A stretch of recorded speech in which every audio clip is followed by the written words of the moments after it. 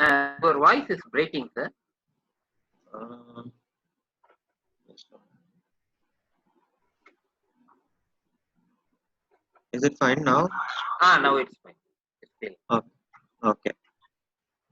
So, so the agenda for today would be the AR module. So we will try to complete the setup, and Okay. maybe we will see what are the setups that involved to do the transaction in AR module, Okay. and we will try to create an invoice, and we will try to create a normal invoice, foreign currency invoice, Okay. and we will try to create the credit memos and try to see the outstanding of this particular customer.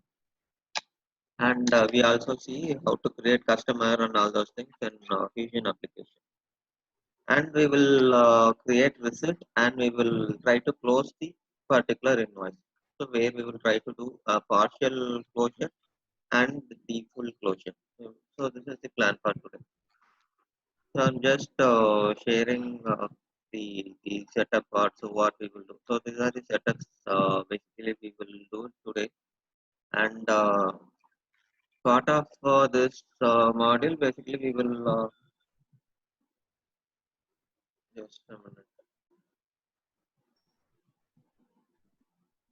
I wanted to just understand, and you even mentioned in the video saying that there is a common reference data set, and we have our own reference data set. Is that true? Yes, Am I correct? Yeah. yeah, yes.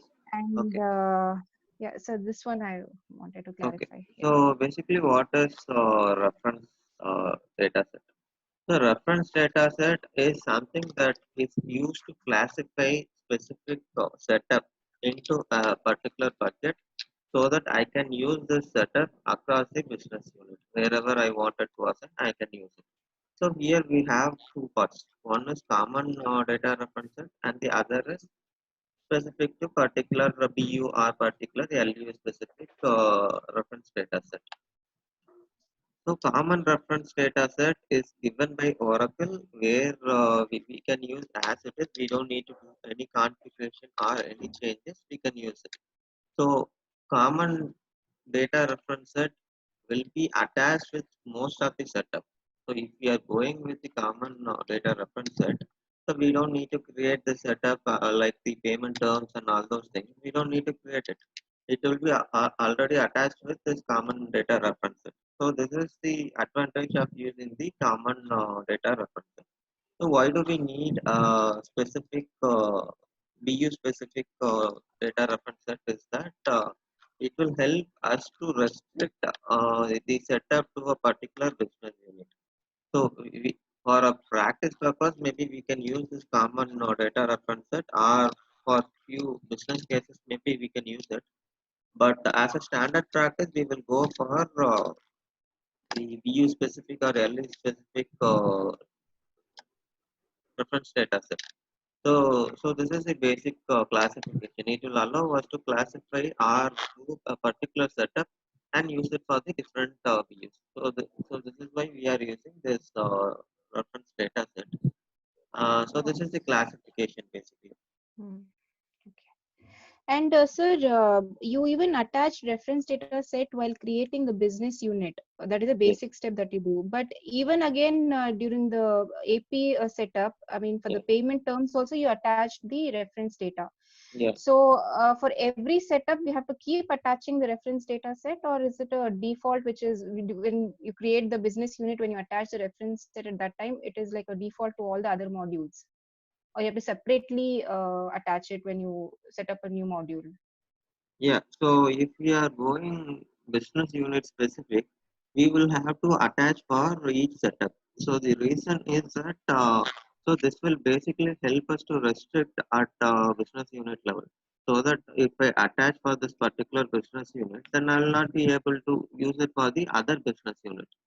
So that is the purpose of this. So that is Okay. why we are attaching at every level. Okay, so fine. And sir, one more doubt was in Yeah, this offset segments yeah, where you had not enabled it. You had clicked it on none. yeah, But you said in case if you enable it, it nullifies the balances. You gave an example for the expense.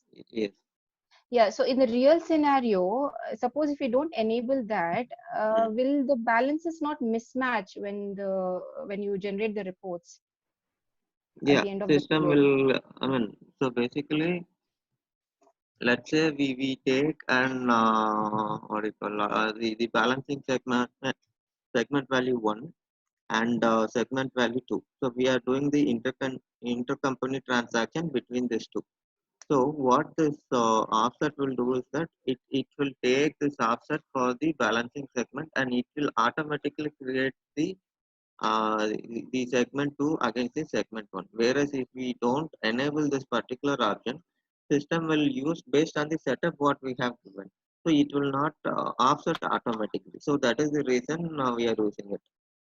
So basically, the reason we didn't use it is that we don't want system to automatically create or assign the value set. So that is why we gave it as no.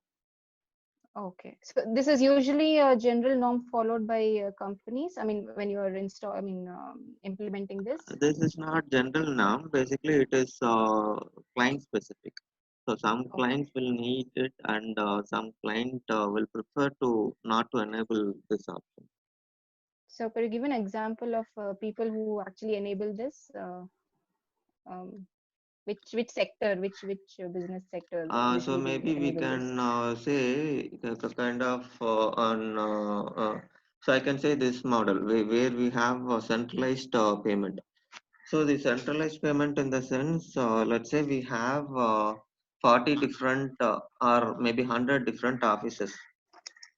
So out of this 100 different offices, we classify this into branch offices, zonal offices, and head offices. So head office is always one, and we have maybe 10 zonal offices, and the remaining are branch offices. So where branch offices will create only the invoices, they don't have any privileges to make the payment. So for the payment, they will have to send the request to the zonal offices or the head offices, whichever is relevant.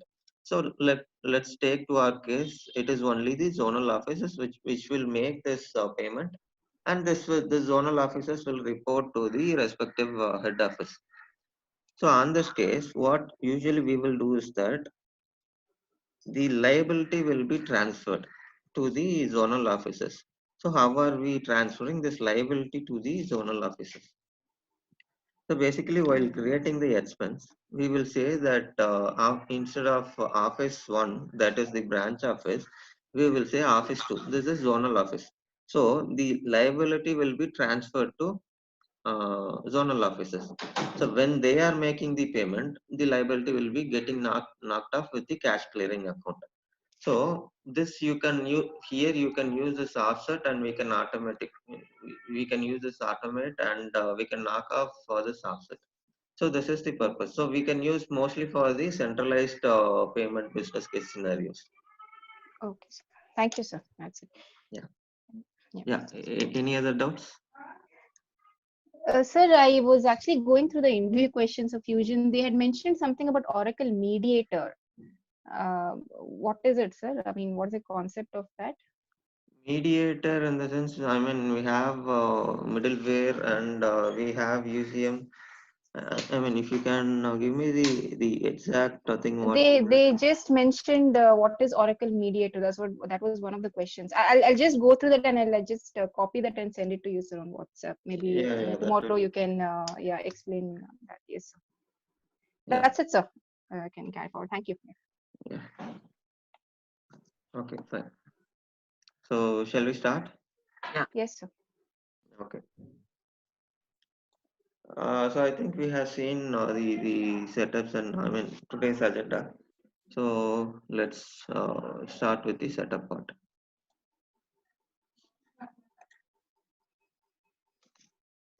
So navigating to setup and maintenance, and let me try to get the project what we created on the earlier session.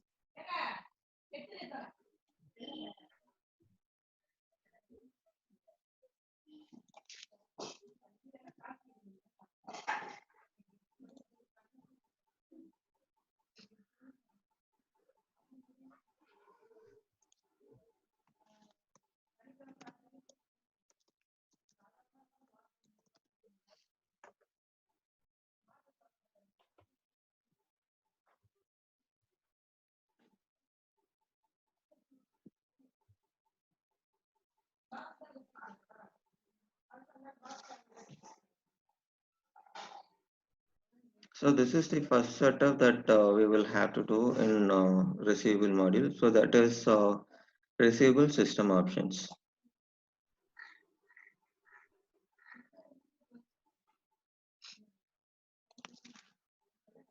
So I think we have it already. I'll explain it how it works.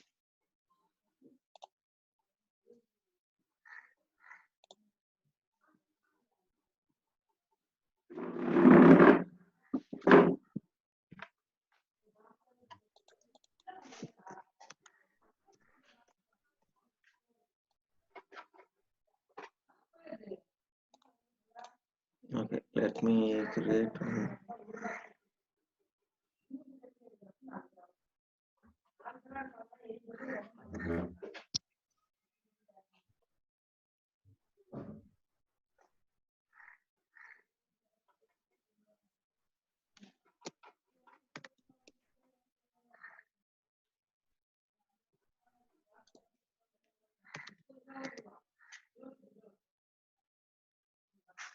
I think we have done the setup. Let me query once.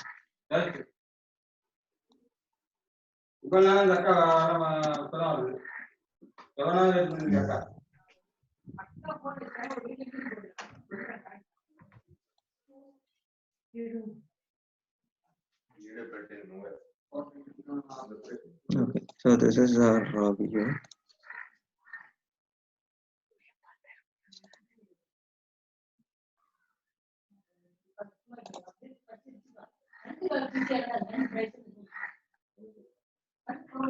Okay, so the moment we search with our business unit, we will get this.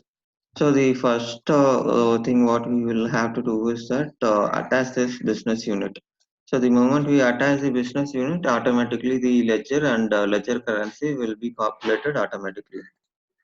And then we have the auto cash rule set. So the auto cash rule set is something that when we are applying this particular transaction or the invoice with the receipt, how do we want to apply this or clear the dues that is pending with us?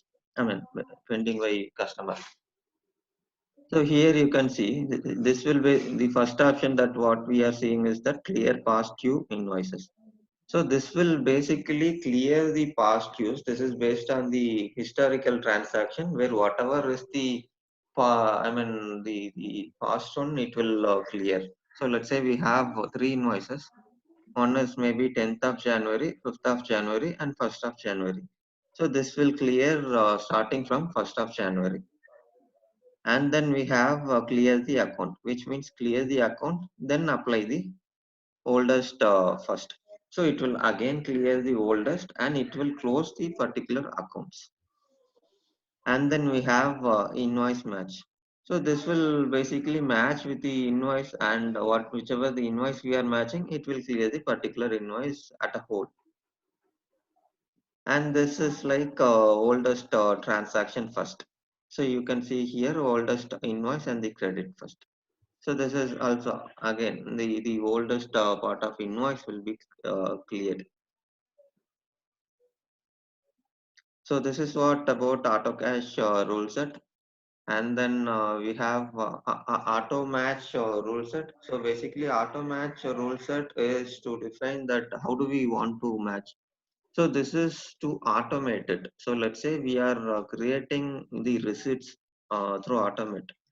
So basically, we have a concept called lockbots. So lockbots is something that a commercial bank is given to a privileged customer in order to automate their receipt application for the AI module specifically.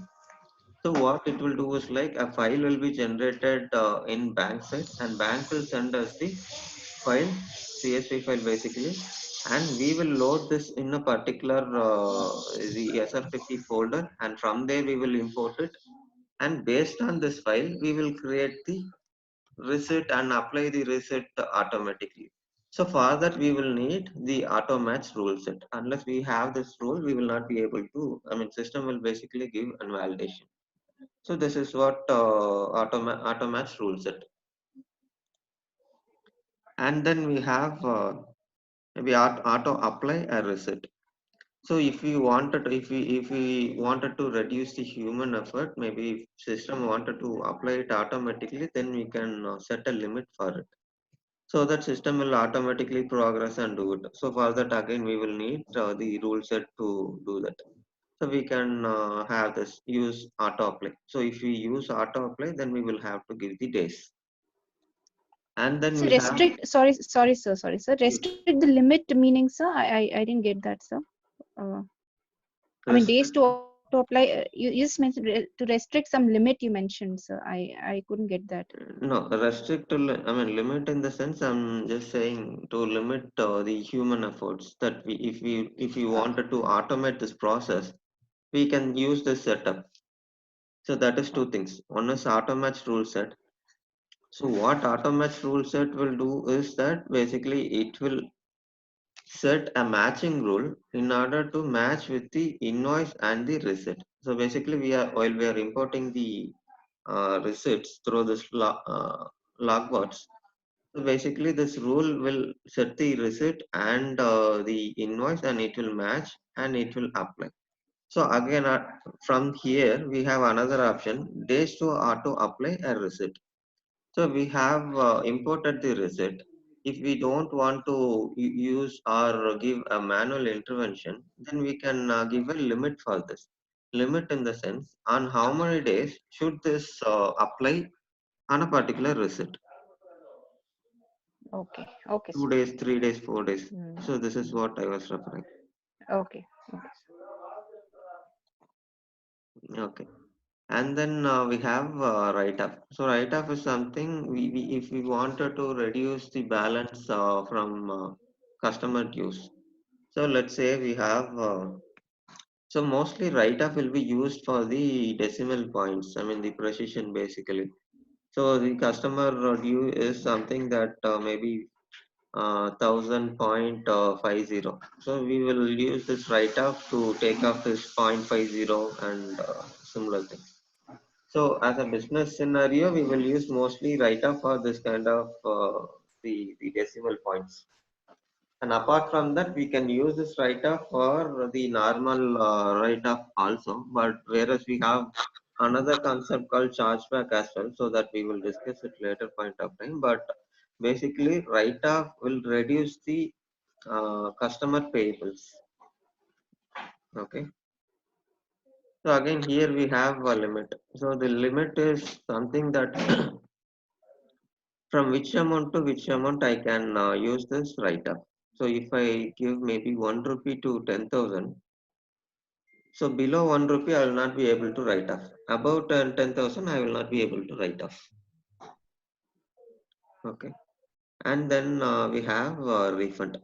So refund is something that we wanted to return back customer the dues. Maybe the item is damaged or due to some other reason we wanted to refund the amount to the customer, then we will set the minimum amount.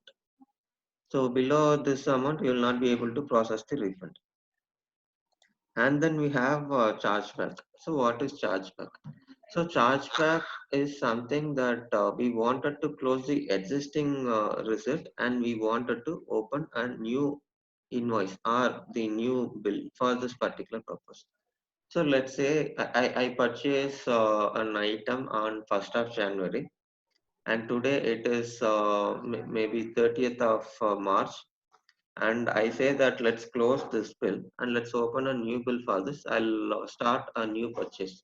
So on those kind of scenario, what we will do is we will create an chargeback against this particular receipt, whatever is pending. And again, we will match this chargeback for creating a new invoice. So this is what we call chargeback. So to make this chargeback due, how do we want to make it? Whether it is enter date or open invoice due date or the receipt date, or if you wanted to use the deposit date. So mostly we will use either the open invoice due date or the enter date. Okay. Okay, sir. And then we have application exemption rule. So this is like exemption if you want to have anything exempted for applying this receipt application, that maybe we can use it here. And again, the right of exemption and the so these are all kind of an exemption part basically. And then But these are all not mandatory, no, sir? no, not mandatory. This is optional. So exception will be always a non-mandatory thing. Okay. Okay. So then we have the realized gain. I mean, basically the accounting part of it. So this involves the currency. So realized gain and realized loss will be calculated based on the foreign currency value and this thing. So it will calculate us whether it is gain or loss. So here we have two things. One is realized gain and the other is unrealized gain. So unrealized gain is something that we have created only invoices. So that we call unrealized gain. Oh, maybe gain or loss, whatever. And then we have realized gain. Realized gain is something after we receive the amount or create the receipt application. So that we call realized gain. So we are giving the realized gain account, gain or loss. And then we have the cross currency rate type. So as a default, I have selected corporate. So if we wanted to use different types, we can use it always. So if you see here, we have defined it.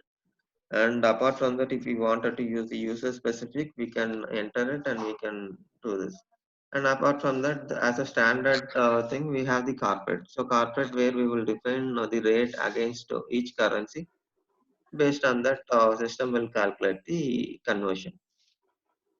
And then we have cross currency rounding off. That is again the precision limit. If we have it, the difference will be calculated here in the cross currency rounding account. So this will basically round off the currency values. Okay. And then we have the automatic reset. So this is what I was explaining on the above setup which we are trying to do. So that is lockbots. So if we wanted to create the receipts automatically, so how do we wanted to do? So whether as a default, I have given one. I mean for both the invoice and receipt. If we wanted to commit more than one, we can give it. So that depends on our performance as well. So we have to make sure that how are we deciding on our infrastructure setups also. So which is the RAM and the storage and all those things. So based on that, we can give the invoice per commit. So what's the threshold amount, sir? Yeah, Could you that's give an what example I'm for that? telling. Okay, So, okay. so we have another thing called receipt confirmation threshold amount. So we are now importing this particular receipt. So what is the limit for this receipt that we wanted to import in a batch? So if we want to give a particular limit, then we can give it here the on the receipt confirmation threshold amount. So where above this limit, we will not be able to do it. So this is again for the purpose of performance tuning. Fine. Okay. Then we have bills receivable. So bills receivable is something again. This is kind of an instrument where we will pay it at a later point of time, and this will follow kind of an balance forwarding cycle. So if we wanted to enable this, I mean, basically, I haven't seen a client using bills receivable. This is used very rarely. So I'm just explaining theoretically. So what is bills receivable and why do we use this? So if you wanted to use the bills receivable, we should enable it here, and then we will have to create a transaction source and the transaction type. So where we will attach the transaction type to the transaction source, and that transaction source should be attached here. So I will show you one while we are creating the transaction type and the transaction source in the system. So what are the different methods? So at high level, bills receivable is something like an the payment instrument where we can pay at a later point of time. Sir, this auto cash rules that you told, no?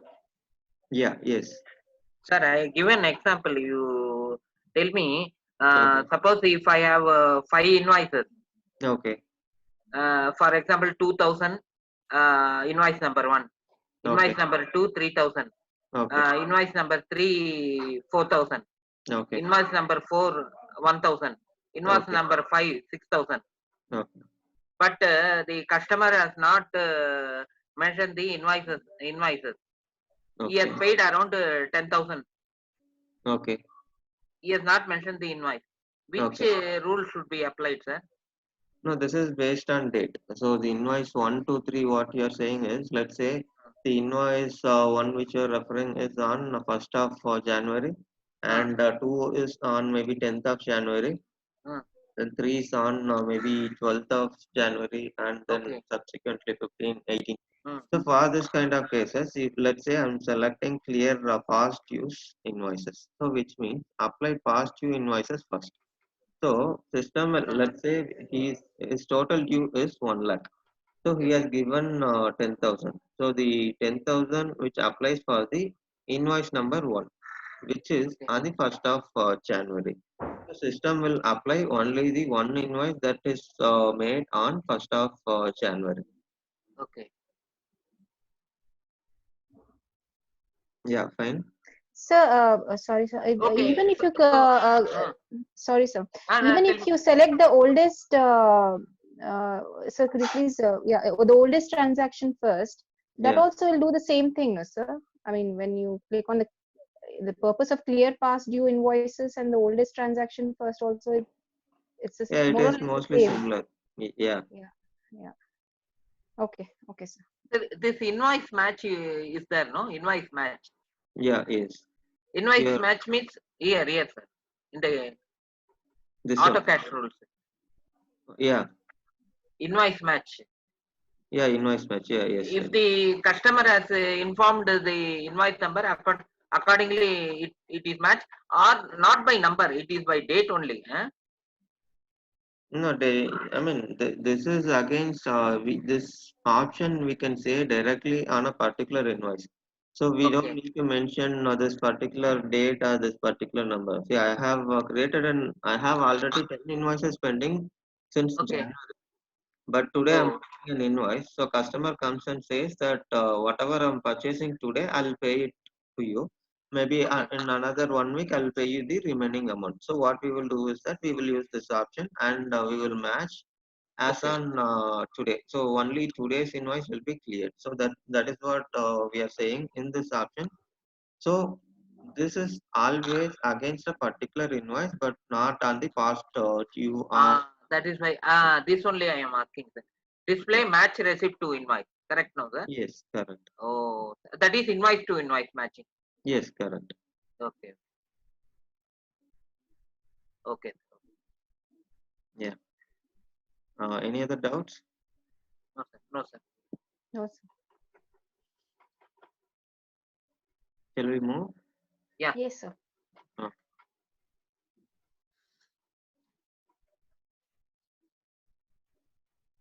okay. So we have created the system option. So the next setup is that transaction type.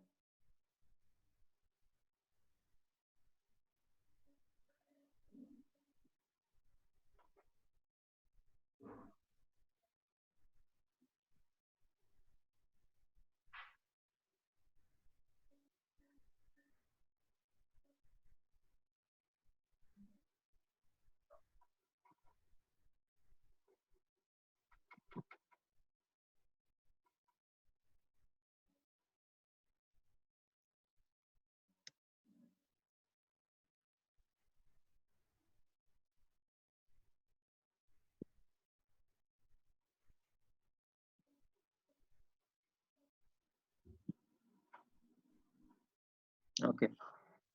So if you see here, we have the transaction type set. This is nothing but our reference data set. So this is what I was referring, that we can use or restrict this particular setup only for the given RDS or the reference data set. Okay. And Okay. then we are attaching, sorry. No, sorry, sir. Okay. I just said okay. I'm so sorry. I disturbed in between. Yeah. Okay. Then we have the legal entity that we will assign to this particular transaction type. And then we will just give a name for this transaction type. I have just given HW transaction 1, and then we have a transaction class. So this is what I was referring when we are discussing about the bills receivable. So what we will have to do is we will have to click this bills receivable, and we will have to give the respective accounts to this bills receivable, and we will create a transaction source and attach there to allow us to do the bills receivable transaction. So if you see here, we have another classification like debit memo, credit memo, and chargeback. So we will try to create one credit memo maybe, and apart from that, I'll just explain what it is and this thing. So we have options here. So basically, if we want to close this particular transaction time, we can click closed, and we can save this particular transaction so that it will become inactive. And then we have open. So open is something, it will be active and available to use for any kind of transaction. And then we have pending. So pending is something we can create it, and maybe when we wanted to have it used it, then we will change the status to open. And void is something for now we wanted to restrict this particular transaction type. Maybe at the later point of time we will use it. But always it is suggested to have it open.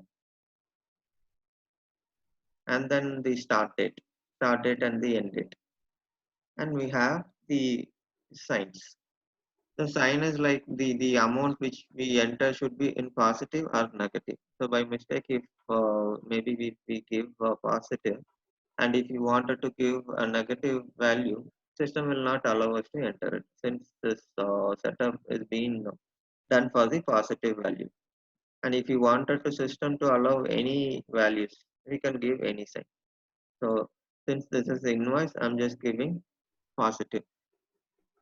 And we have generate bill. So do we want to generate bill? It is like an printed copy of it. So do we wanted system to generate this, or we wanted to restrict this particular functionality? So I have given as yes. Excuse me, And sir. then Arun, sir. yeah, yes, Sir, this generate bill you told no. yeah.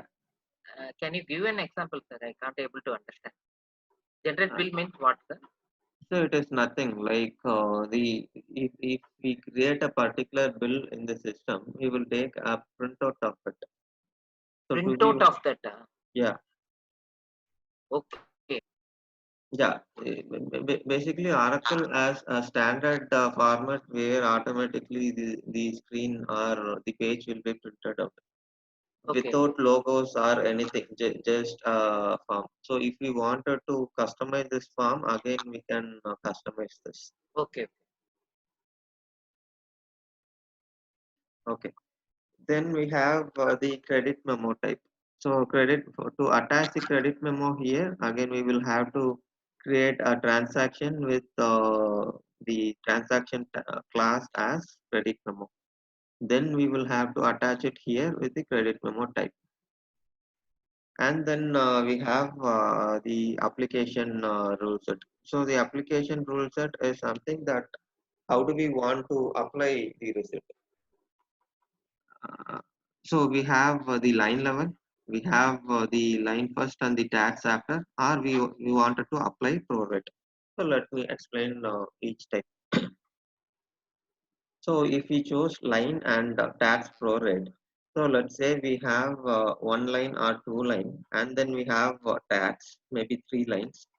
So what system will do is that system will apply first the line one and line two. Then for the three tax line, system will prorate. Prorate in the sense it will distribute equally. So this is the option for the to distribute the tax, but the line will not be distributed where it will apply first the line. Then the second option is line first and tax after. So this will not prorate anything, but it will apply the lines first. So after that, it will apply for the taxes. And then we have prorate all. Prorate all is something it will distribute to across all the lines. So this is what application rule set. So And which is the payment term that is usually selected, sir, in the real scenario? in real time scenario, it again depends on the business case scenarios. See, if we are taking let's say a supermarket, so it will be always immediate. Let's say we are taking a manufacturing industry, so it will be at least a 30 days of limit, because it will not be made immediately. Definitely we will have a time limit. So it depends on the industry we are working with. So mostly for a retail shop or a supermarket, we will have the immediate terms to be recognized, and maybe for the project or the construction or the manufacturing industry, we will have the payment terms specifically depend for it. So mostly as an industry practice, we will use 30 days net. And in the application rule set, sir, which is the one that usually people, I mean, So in companies select? application rule set, as a this thing, we will use this one, line first and tax after. Tax out. Okay. Yeah, Okay, sir. Thank you. Sir, in case of payment terms, yeah, uh, uh, see, in case if I want to give a customer 7 days credit, okay, okay, if he is a local customer, and okay, if it is an outstation, if I want to give it 21 days, like okay. that I can make it, no? Yeah, you can make any days. Yeah, that we can make. We can add in the payment terms, sir. Yeah, This is yes. seeded, no? Yeah, these are all seeders. You can see it here. This is common set Set, actually. we So can this is, add. yeah, yeah, yes, yes. We can add anything. We can add our own payment terms, sir. Yes, correct. We can add. So this is similar to our payable setups. What we were doing in Okay, okay, payable. So where we can define our own rules, whether it should be recognized immediately or it should be recognized in 30 days, 45 days, 60 days, 90 days. Because if okay, you see construction projects and this kind of business, how it will work is that at least 3 months of credit limit period will be there. So okay, for those cases, we cannot use the same common set, that is net 30 or this thing. So you can see it here 30, 60, 90. So this will apply. And if you have a special case where customer use maybe 15 days, so that again you can define it. So that we can do it. In payment terms, we can define that. payment terms we will set it in the customer, no? Yeah, we can attach to a customer also, or if we uh, wanted to attach to a particular transaction, we can do it. we can do it. Okay, Yeah. okay. Suppose if I set the payment terms in the customer, Mm, okay, mm. uh, I can change it in the invoice, no? At the time of invoice. Yeah, yeah. I mean, Oh, change in the sense if we have multiple, we can change it. So that is again on the business unit level access. So okay, the okay. payment term what we are creating is we Ah, create it and we attach the reference data set. okay, okay. And if this reference data set is attached to a business unit where we will Ah, have the access, then we can change it. If we have acha. multiple the payment terms created for it for the Okay, given business unit, we can change. Oh, yeah, yes, we can change. okay, So that is okay, always allowed. We can change it. okay. Okay. So then we have the open receivables. So do we wanted to maintain the open receivable? The receivable is nothing but the outstanding that customer owes to us. And then we have freight. If we wanted to allow freight, maybe we can enable this option so that we can update the freight also in the line items. And then we have post to GL. So this should be enabled to allow us to post the particular invoice to the general ledger. And then we have the default tax classification code. So default tax classification code will be applicable when we have the Fusion tax module implemented. So for most of the countries will use the tax part, I mean the tax classification codes. But also there are few countries where we will not use the taxation part. If you take India and Singapore kind of countries where we will, and also the US, we will have most of the taxation parts involved in it. So where we will use this default classification code. Or if we wanted to enable this at a customer level, we can leave it here and we can enable at the customer level. And there are also few countries like Middle East, like Saudi and UAE. We don't have much taxation. So for those kind of countries, we will not implement this taxation. The only thing is, recently they have implemented the VAT. So that is GST. again one rate that we have it, across the transactions. So that is you are telling GST, no, sir? No, this is not GST. So GST, what we have is that for India. For India. Ah, okay, Yeah, okay. but this is for UAE and Saudi. Basically, I'm Okay. speaking about the Middle East, where we don't have Oh, taxation. India, we have a complex tax actually. We have a lot of tax involved in it. okay, But if you take UAE, they didn't have any taxation. Recently, they introduced this VAT. okay. So that is again between the countries. I mean, between UAE and between the Saudi, and now they have extended to other countries as well. So there are also few countries we don't have taxation. So I'm speaking about those part. Okay. And we have natural application only. Natural application is something that how do we want to uh, do our what do you call the receipt application? Whether do we want to maintain our receipt application? So receipt application is nothing but applying our receipt against the invoices. So whether do we want to allow this or we don't want it to allow this. If we disable this option, you can see that allow over application. So over application is something that let's say the invoice amount is 100 and if we wanted to pay maybe receive maybe 150, that we can do it. But generally we will not have it because we will go off the track. That is, if we want to take a reporting out of the receipt and the invoices, we will have some reconciliation issues. So always it is suggested to have a natural application only. So the moment you select this option will be disabled. Okay. And then we have exclude from late charges calculation. So do we want this particular transaction to be excluded from the late charges? So what is late charges? So let's say the amount or the due for the particular invoice is on 10th of January and now it is 15th of January till the customer hasn't paid us. So we will charge the what you call kind of an interest.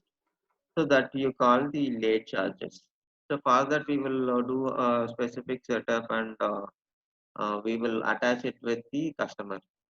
So if we wanted to exclude this calculation for the late charges, so when we do or create an invoice with this transaction, if you enable this option, system will not calculate the late charges. Okay. So there will be only few cases where the customer will charge for the late payment. So mostly it will be exclude option. So for now I'm not touching this part. And no future dates with chronological document sequencing. So future dates with future date we cannot use the chronological order. So which means document sequencing we will define it at what do you call the sequencing level. So if we wanted to use at a future date, if we enable this option, system will not allow us to do on the future date document sequencing.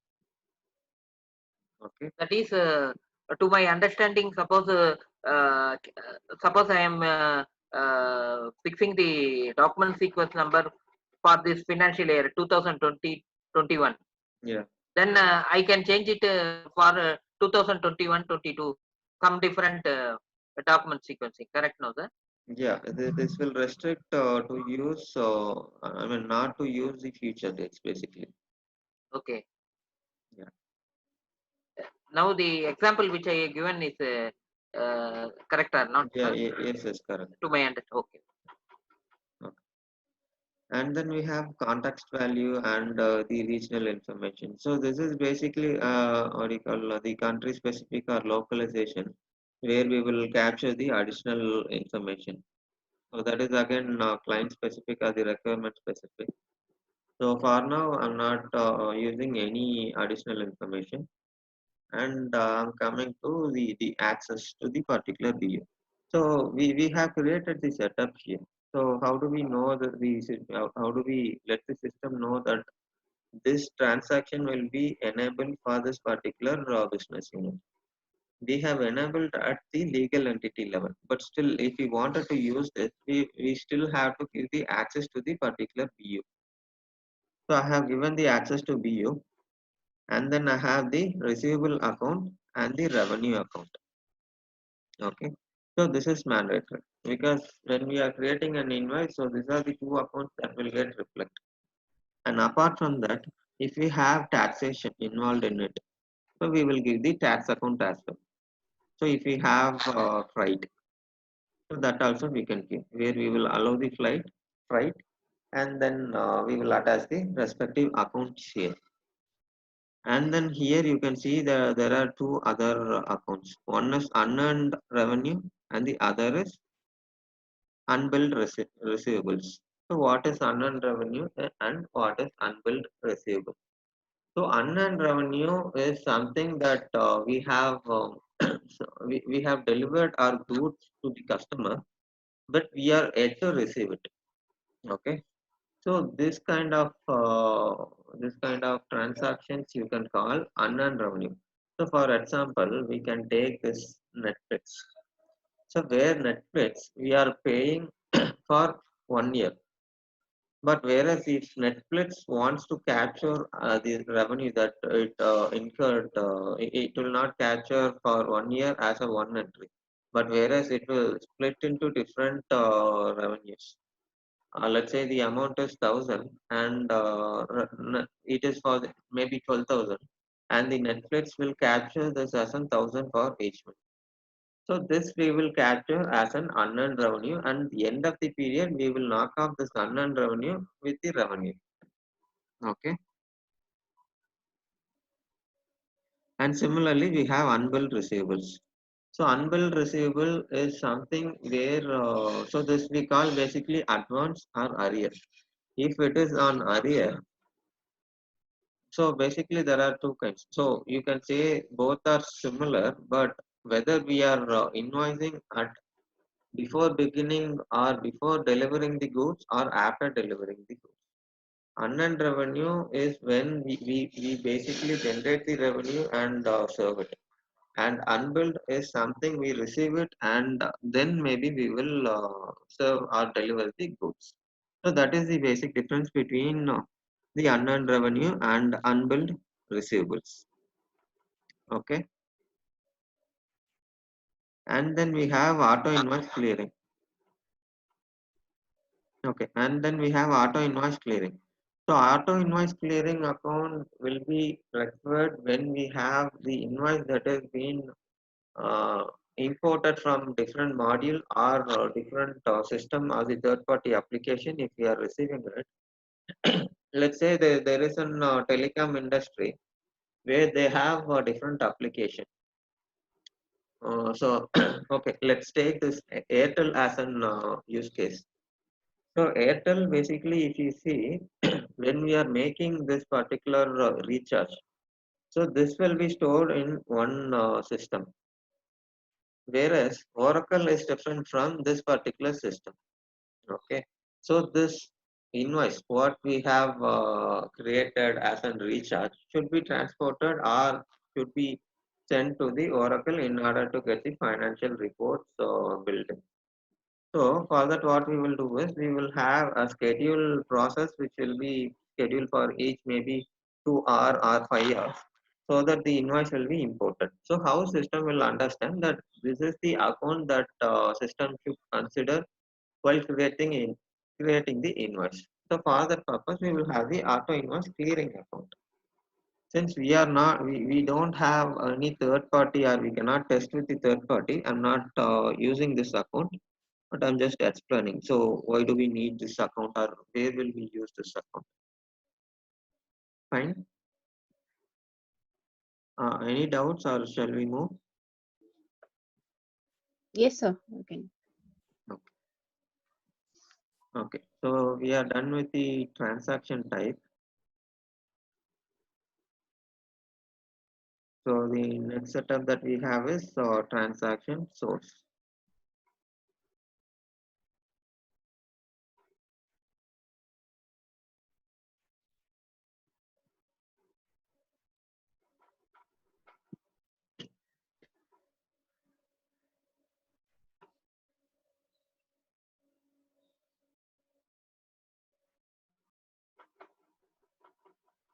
Okay. So this is like how do we want to create our transaction, or how system wants to import or process the manual transaction. So if you see here, again we have enabled the RDS, and we have attached the legal entity, and we have just given an naming convention for this. And here if you see, this is manual. So with this transaction type, we will not be able to import any transaction from the third party application. So while we are seeing this Airtel use case where we will import the invoices from the core application, that is where the recharges are made. So if those kind of transactions to be imported, we cannot use this manual. Okay. So manual is something that we create as a human effort. We create the transaction inside the receivable application without any automation or anything. Okay. So we have the manual option selected, and we have informed the system on from so and so date this will be active. And here again we have two options, whether to use the automatic transaction numbering, or we can use our own account for the transactions. And here we have a receipt handling for credit. So what is receipt handling for credit? So this is something that if we get a return or something from the customer, so how do we wanted to maintain it? Whether we wanted to handle it on account or refund. So what is the difference between on account and refund? So refund is something we will pay back the customer, and on account is something we will hold this particular amount. If we wanted to, if the particular customer wanted to use this money for the future purpose, customer can use this. A simple example is, maybe you might have used this big basket. In big basket, if you purchase let's say 10 items, so we have built it, and after coming to this, maybe we return maybe 2 items. So big basket will not refund us immediately. So this amount will be stored in wallet. So this we call on account. So whenever we are making the purchase, this will be deducted or used against the purchase, and the remaining amount will be calculated, and we will pay the remaining amount. So this is the difference between on account and refund. Okay. And we have copy document number to transaction number. So if we wanted to copy a particular, this transaction number to the document number, or the credit memo, if we wanted to create, do we want to copy this number? So I'm just clicking no. If we wanted to use, we can use it actually. So then we have the allow duplication transaction number. This is always no, because we don't want to use any duplication number for the audit purpose. And then we have copy transaction information field to credit memo. So in case we wanted to capture the additional information, let's say we wanted to capture even the product information. So we will use this DFF. DFF is something like descriptive flex field, or the additional information that we wanted to capture. So after setting up this flex field, we will enable, or we will give a particular values to the system, and we will use it while doing the transaction. So if we enable this option, this additional information what we are entering in the transaction will be copied to the credit memo that we are creating against this transaction. Okay. So for now, I'm just disabling this option. I don't want to copy this. And then we have reference field default value. So this is again, if we wanted to import the transaction, then maybe we will use. Since this is manual, I'm not using this option. And as I said earlier, I have created the transaction type, and I'm attaching this particular transaction type with the transaction source. So that when I try to query this particular transaction source, system will automatically pick or populate the transaction type. And if you wanted to attach the credit transaction source, so this is for our what do you call the normal invoice. If we have a specific to the credit memo, we can attach it here. So that whenever we have the return, system will automatically process it. Okay. So this is for manual. So I will just show you how it will look like for an imported transaction source as well. Anyway, we will not be able to use it since we don't have third-party system, but still I'll show you how setup needs to be done.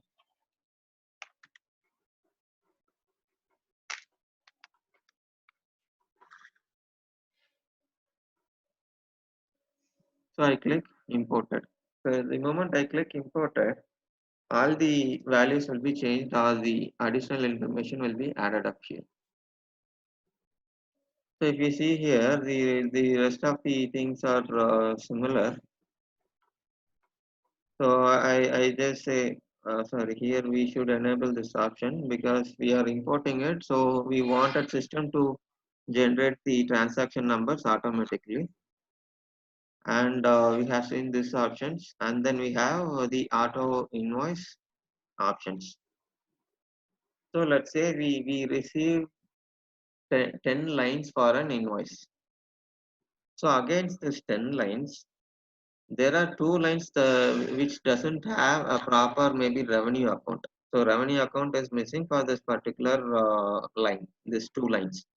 So whether do we want to reject the entire invoices or do we want to create the invoice with the 8 lines which has the valid record? So always it is suggested to have reject invoice so that we can reprocess it again, or else what system will do is that the rest of the two lines will be created as a separate invoice. So that is why always we will use reject invoice. Okay.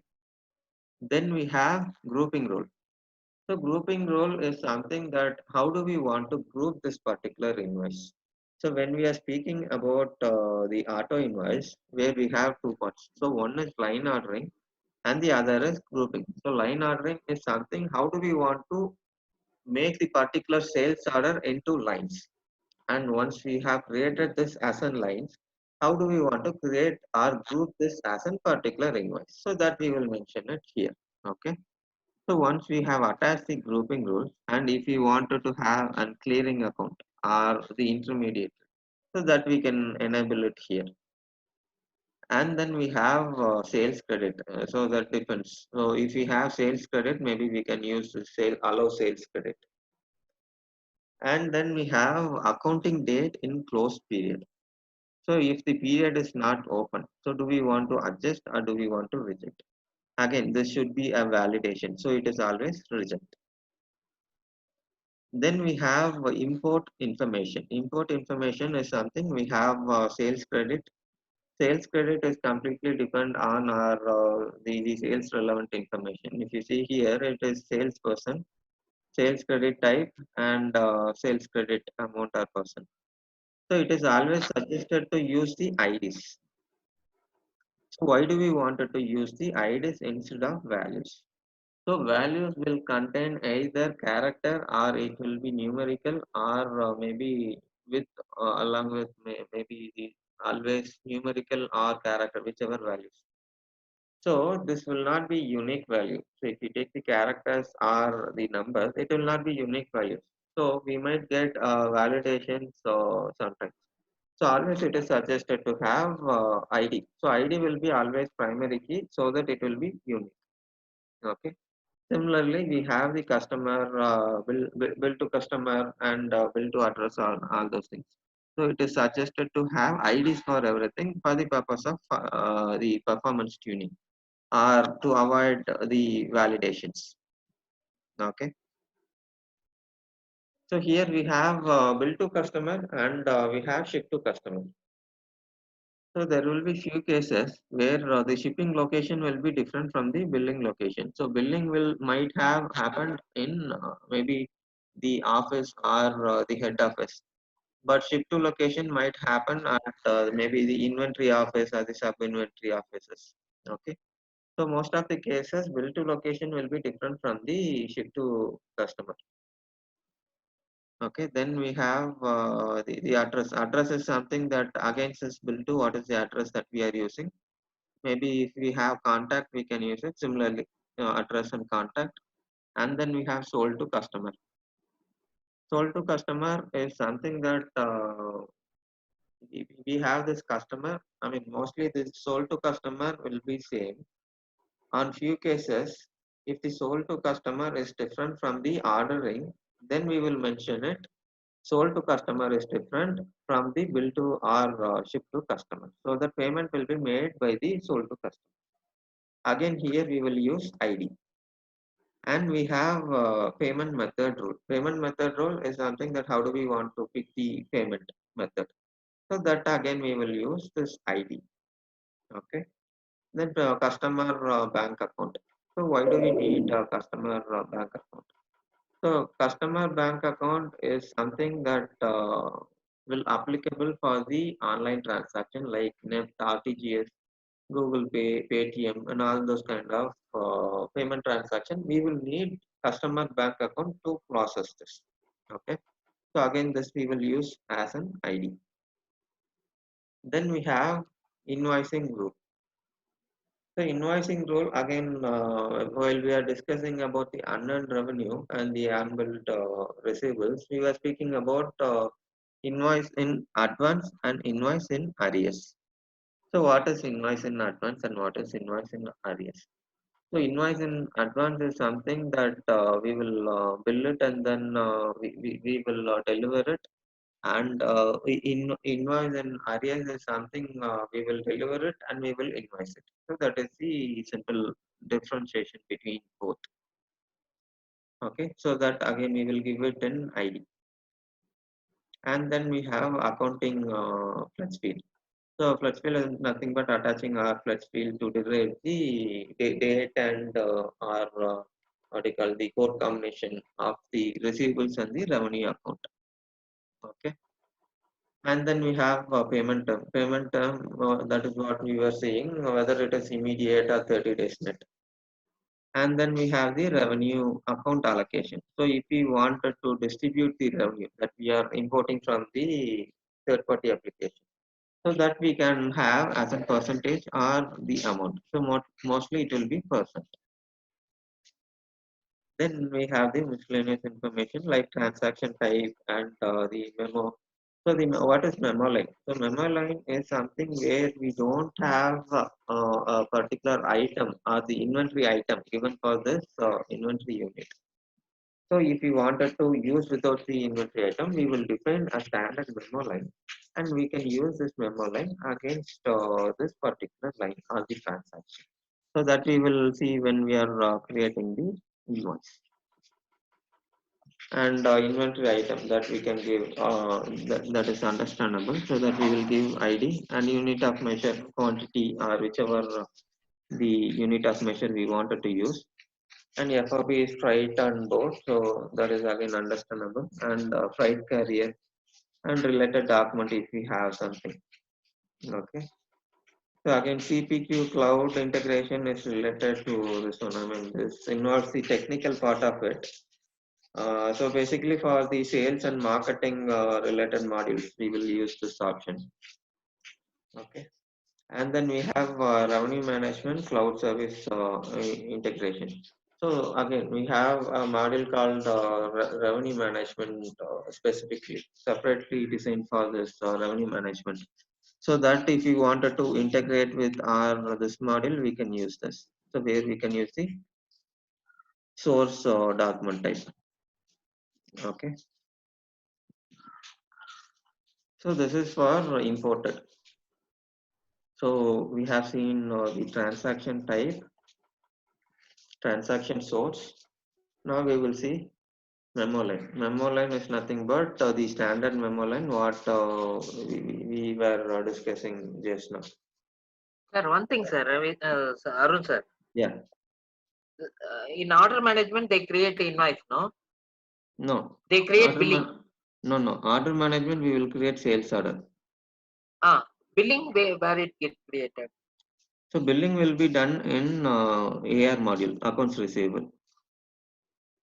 See, one thing, sir, in, see, one customer places the order, Okay. okay. Then it gets shipped, delivered. Okay. Delivery take place in which this thing? Order management, no? Shipping. Yeah, shipping will happen in order management. Okay. Then the billing will happen in Billing will accounts happen receivable. in accounts receivable.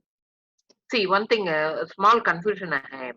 Yeah. See, for example, in India, you take, for example, Okay. in India, for example, it's a pharmaceutical company Okay. wherein head office is in one location. Okay. Okay. What they will do, the order will be received in the distribution department. Okay. Okay. Okay, they will create a sale order. As per order management, they will create in order management, they create a sale order and Okay. also they do delivery.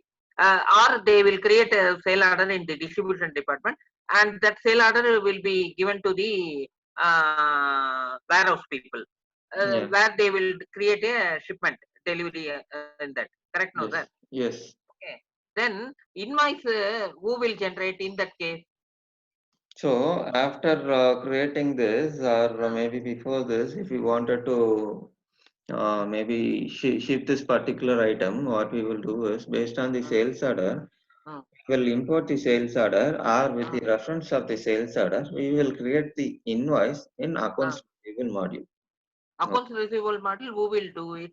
That warehouse people will generate or who will generate, sir? No, no, this will be on a respective head offices or this thing where the invoice will be created. So this will not be created by the warehouse admin or the warehouse the log. Okay. No, no. My question is, when we assign to that role to the warehouse people, they will create invoice? No. If we assign role, Mm, warehouse executive can create the invoice, but practically we will not have the scenario uh, where warehouse people will create the invoice and attach it with it. So it will be different department actually. So Acha. the No, revenue no. will One example. Sorry to interrupt you. To yeah more give a please. clarity. See, you heard a company called GlaxoSmithKline Pharmaceuticals Limited, no? Okay. Okay, see, one simple one thing I will tell you. Actually, their head office is in Mumbai. Okay, Okay. they have a warehouse in Bhiwandi. Okay, Okay. a mother warehouse. Okay. Okay, and manufacturing location is in Nasik. Okay, Okay. so they products get manufactured. That is, medicines get manufactured. Okay, Okay. okay, then it will be transferred to Bhiwandi, mother warehouse. Okay. Okay, from there it will get distributed to CFA locations. They have Mm. 28 locations across Okay. India. Okay. Okay, okay, they will through a delivery, not a stock transfer. They will do it, and they will. Okay. Okay, this CFAs, what they will do, Okay. they will receive the stock. Okay, Okay. then they will once the distributor places order, they will create a sale order and do shipment, and they will create invoice. Only the accounting part that revenue this will be done by the this thing. Automatically it will create back end accounting in entries will get created. Okay. Then receipt also, they will post receipt whenever they check received, they will post that. Okay, that and all Okay. they will do it. That is Okay. why I am asking. In that case, that role will get can be assigned to them or like that? Yeah, that's what I'm saying. We don't have any restriction that in Oracle, we don't have any restriction that warehouse executive cannot create this invoice. Okay, okay, I'm saying as a standard practice, I have seen people assigned specifically to create this invoice, but warehouse executive role will end up in managing the items. So okay. it is Then who not will create? restrictive. We Who? can assign this role, particular Ah, role, I mean the account receivable specialist or the manager to the okay, warehouse planner, and warehouse planner can create the invoice. So that is possible. okay, okay. So that depends on the business case. So if Ah, business business case. wants Okay, to have it, they can have it. There is no restriction. okay, okay. Sir, as all these modules are integrated, it automatically, will inform the person who's been assigned in the accounts receivable, right? So then they will create the invoice there, isn't it? Yeah, that's what I'm saying. So Yeah, no, yeah. I mean no, the business case. What he's saying is that we don't have a specific person to create an invoice. So warehouse planner will create this invoice. Is what he's saying. Because they want to dispatch, that invoice should go to the customer with e-way bill. So depending on another person, it's not difficult. It's very difficult. So what they will do, they Oh will create an invoice, generate an invoice. Accordingly, e-way bill will they will do it and attach it, and they will dispatch the stock. no, that's what I'm saying. That depends Oh, on the business case. See, okay, if you take R12 again, even there you have the automating the email. Okay, okay, so we have okay, workflows and this thing. So that is the technical part of it. Since we can, okay, I'm just explaining how it will work. So basically, okay, we have the request will once we create this particular transaction or the sales order in our what do you call uh, the order management. So basically, system will give an alert to the particular department through this workflow generator that okay, so and so order has been created, and we will see those invoices should be created. So okay, that is why we have the auto invoice progress and all those things. okay, So invoice will be created automatically. And if you wanted to give this particular option, or after creating the invoice, if you wanted to send this copy to particular person, again you can send it. Sir, one more thing to add on this. See, once a shipment, they create a shipment, automatically invoice will get generated. Yeah, yes, Okay, that is you are telling, no? Once yeah, the yes, shipment takes place, automatically invoice get in the yeah, system invoice get generated. Okay, manual yeah, invoice not required. Automatically it will get. yeah. Okay, Automatic in the sense we have a concurrent program to create this called an auto invoice. That will okay, okay, basically create an invoice. So that is what I was referring to, where we have after creating this invoice, if we wanted to send to a particular maybe warehouse executive, we can have the email thing notified where this copy will be sent to this particular executive and he can process it. So okay. this is in R12. So if you see in Fusion, you have the notification already in place. Oh, okay, okay, So based on the customizing the roles, this particular executive can access and they take the printout of it, and he can attach along with the item and he can send. So that's okay, what I'm saying. If business have the resource or already they are practicing that they wanted to have a particular, I mean, this resource will be allocated for this particular process, and maybe this particular warehouse planner will work only on the item related activities. We have the options to enable it. We okay, don't have this, but business okay, wants to have only for a specific resource. We wanted to attach both the AR functionalities and the order management functionalities. We can enable, but oh, okay, as a standard practice, we will not use it because those are two different departments. okay, okay, okay. Yeah, so that is what I was trying to say, where the department is different. When the department is different, we will have to give the different menus or the offerings to the respective resources. Okay, okay, Okay, so okay, okay, okay. Because Yeah. why I'm see, I since I worked in pharmaceutical where Yeah. SAP is there. Okay. That's why actually I want to have a clarity on that. Okay. Yeah, understood. So basically, that depends on the business scenario. So we don't Okay. have any restrictions to have only for what do you call only for this particular thing should be divided into two parts and this thing. We don't have any such restriction.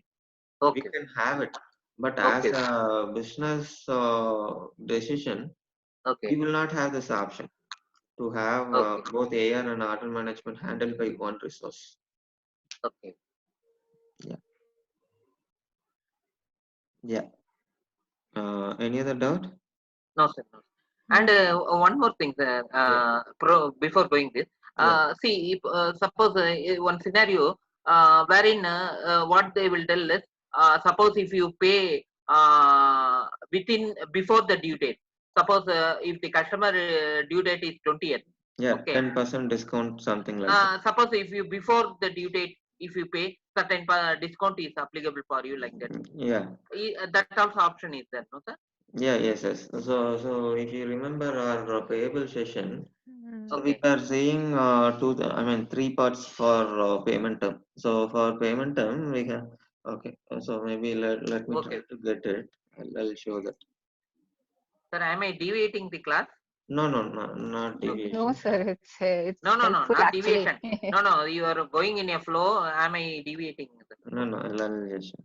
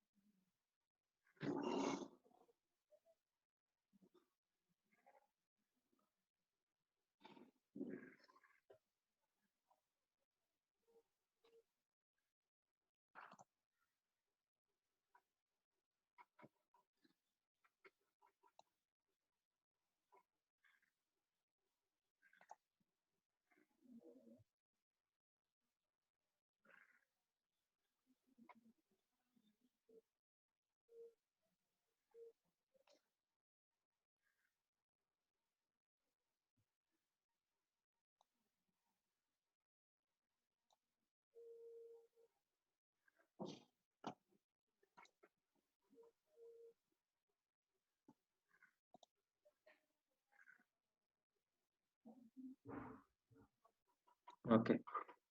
So if you see here, we can define a payment term where attaching our RDS, and you can see here the discount basis. So how do we want to give the discount?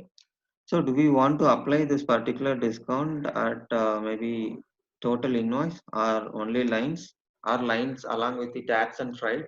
How do we want to apply? So this Okay. option we can do it. Okay. And apart from that, we have the receipt application. So this is nothing but our discount will be applied on which date basis. So whether it is on the receipt application date or receipt date or deposit date. So we say receipt application date. Okay. So apart from that, so what we have is that the payment schedule. So we say this is 100 and 30 days is the limit. Okay. And here we say we are giving the discount of 2% if it is paid on 20 days. Okay. So if we pay below this days, so this again depends on the business case. So if they have the discounts to be given on a particular given day, then maybe we will give the actual days it here and we will give the days to get the discounted here. So if we want to add additional row, that is on the second level or third level, always we can add. We can have variable discount, sir. Yeah, I mean, Slab. yes, we can have different slabs for this. Okay. Okay. Okay. Clear.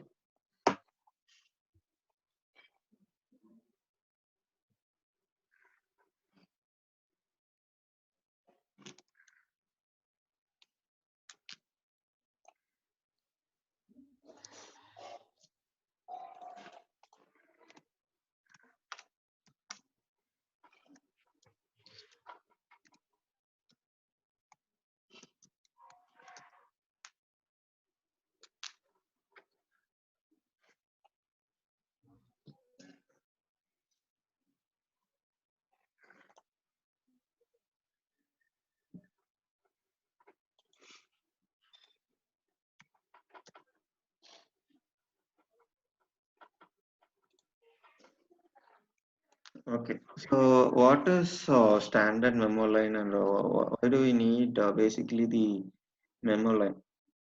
So we have the what do you call the receivable module to create the transaction.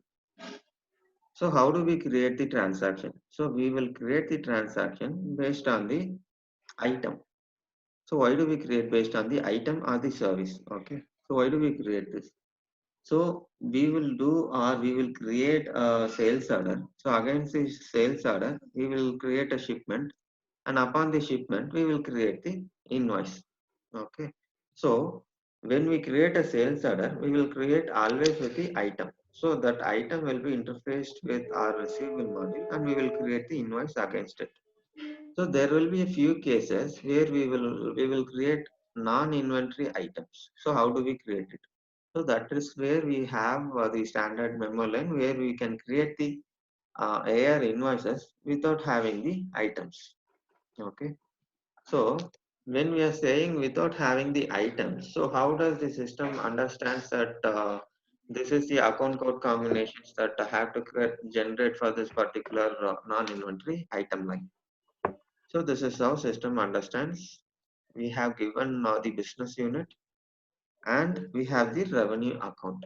So basically the receivable account will be picked up from the transaction type that we have defined it there. And apart from that, we are giving the revenue. Okay. So for example, I have given leased rent revenue. So if you wanted to have it, then maybe we can have. Because leased rent revenue, and then we cannot capture this as an item. Okay. So what we have done is we have created a standard memo line and we have created it. So here if you see, again we will have invoice in advance or arrears. This is for non-inventory items, sir. Yeah, non-inventory item. Okay.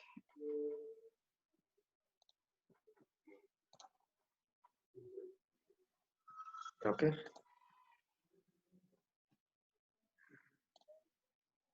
So this is optional step. I mean, having the standard memo line is always optional. So this is not a mandatory one. Okay. And then we have receivable activities. So what is receivable activities? So receivable activity is something that if we wanted to have any sort of adjustment, or maybe if we wanted to capture the refund, for everything we will have to create a receivable activity. So we will see what are the list we have to create the receivable activity. Okay. So if you see, we have our adjustment, and if you wanted to capture the bank error, we have the activity to be created, and we have the bills receivable refund recovery. So bills receivable we were seeing while we are seeing the system options that is an payment instrument that we will use. So in case we have fund recovery for that bills receivable, we can use this. And we have credit card chargeback and refund for everything. I mean, earned discount or unearned discount, and we have late charges and miscellaneous cash. So where do we use miscellaneous cash? So if we are creating a receipt application, so basically we have two kind of transaction. One is standard and the other one is miscellaneous cash. So when we match this particular receipt with the invoice and other things, so that we call as a standard receipt application. So we don't have any invoice or we don't have anything to apply with it. So what we can do is we can simply create an miscellaneous cash transaction and we can record the revenue. Okay. Similarly, we have for payment, prepayment, and receipt write-off. Write-off we were seeing while we were seeing the initial system option setups. Similarly, refund and short-term debts if we want to use it. And then we have unearned discounts. So for everything, we should create this. So as a default setup, I mean to enable us to give or complete the setup, we will need earned discount and unearned discount.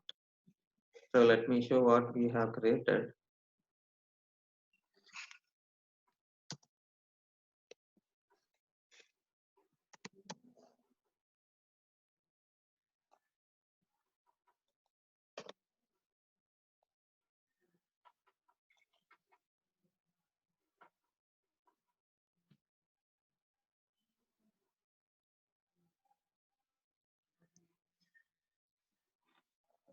Okay. So I have created just a few receivable activities. So here if you see unearned discount. So this is mandatory. So I have created one unearned discount. So let me show you what I have did.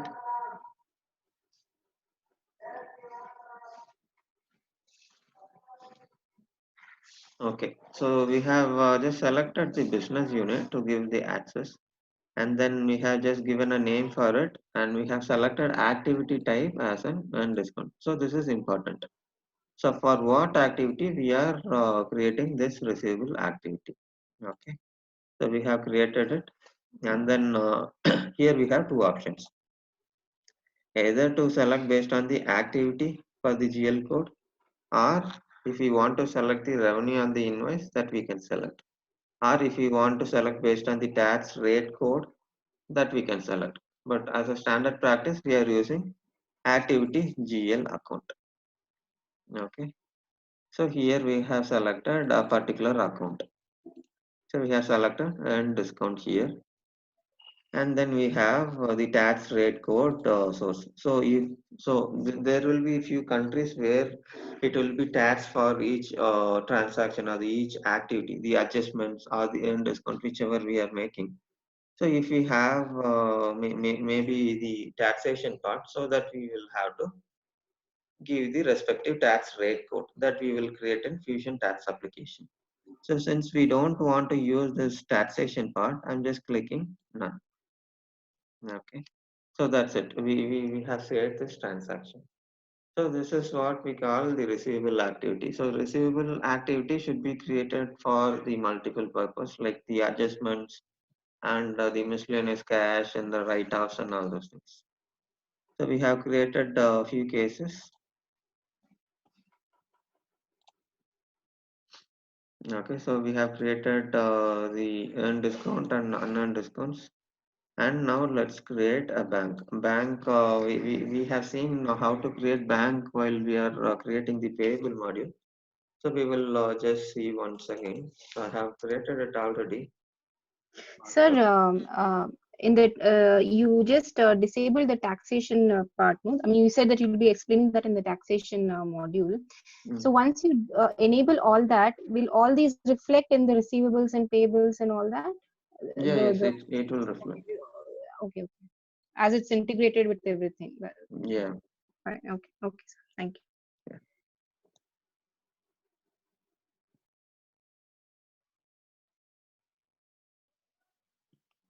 Okay. So I'll just show what we created last week, basically.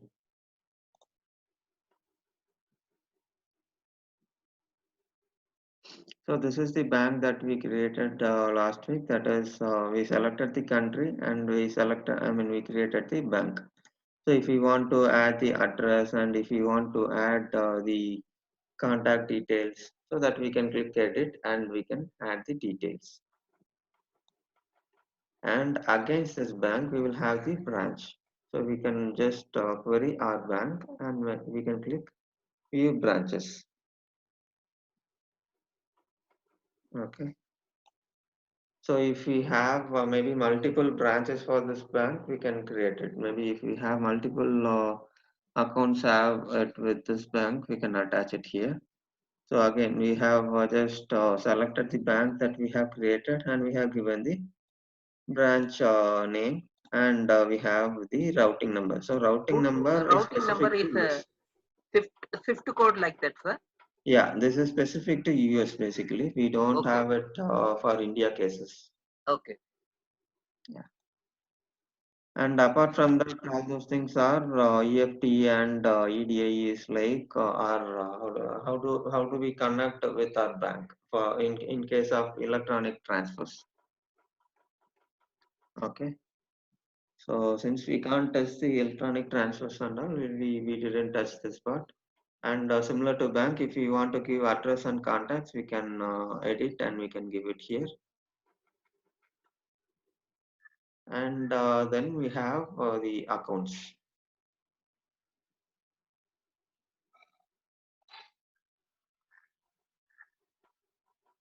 We go to manage bank accounts.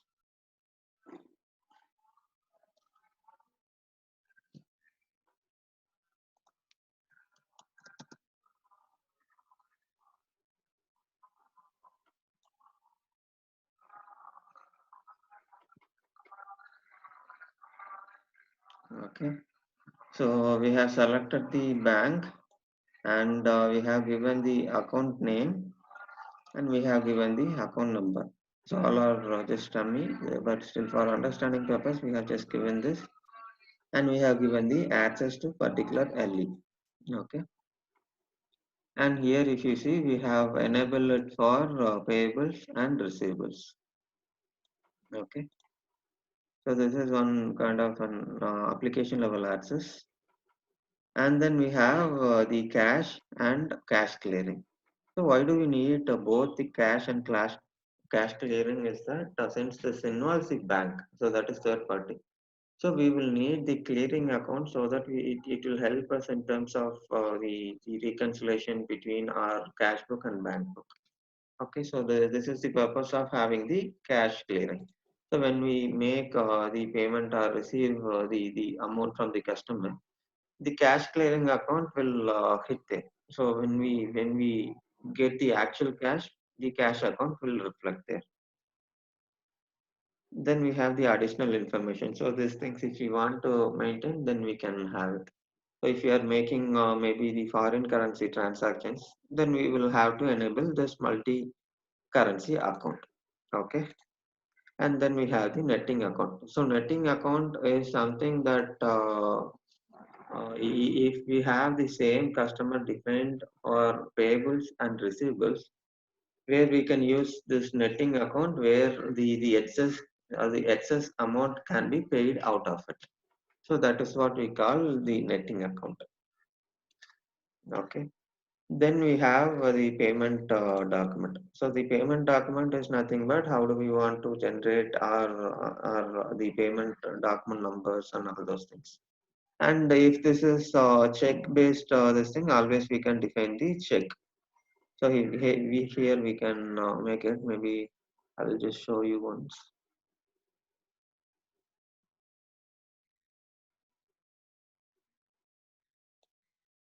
So I go here, I edit this, I can add this, and I can give the start number and end number. So this should be based on the R check number, where we will have the start number and end number. Okay. So this is our payment document. So we have created this, and then we have the controls. So control is for the bank reconciliation, or how do we maintain our the reconciliation, whether it is automatic or the manual. Okay. So if you see here, if you wanted to give the tolerance and if you want to give the exchange rate type, this we can give it here. So let's handle it while we are creating the receipt in the application. Then we have security. Security is something where if you wanted to use this for only a particular role or the user, that we can enable it here. So I don't want to restrict at the user or role level. I just give as it is. I'm not enabling this option. Okay. Then we have business unit access.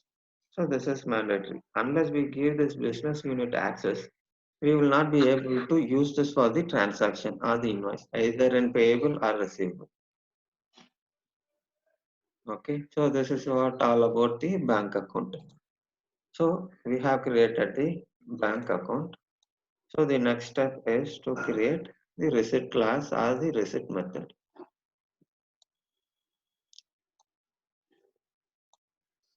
So where was the access to, you gave the access to business unit, no, when you were setting Yeah. up the, but where was the option to do that, sir?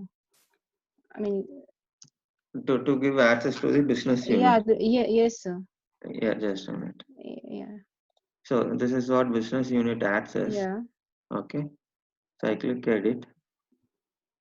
So I'll just click add, Okay, okay. and I will give the relevant business unit. Since we have already given the access for it, Okay, we will not be okay, able sir. to select. So if we have, we can Okay. just get it from here. Okay, sir. Got it, sir. Thank you. Yeah. Okay.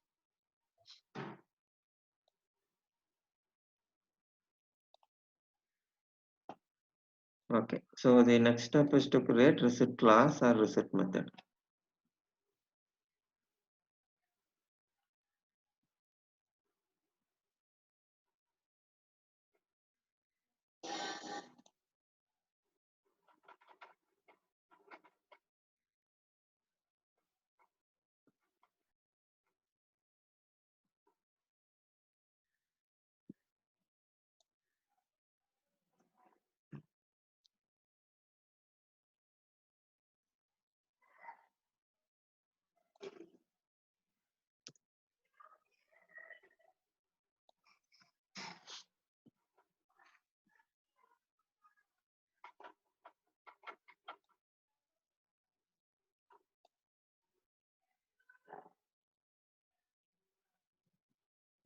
Let me try to create and I'll give new one. So I'll try to explain.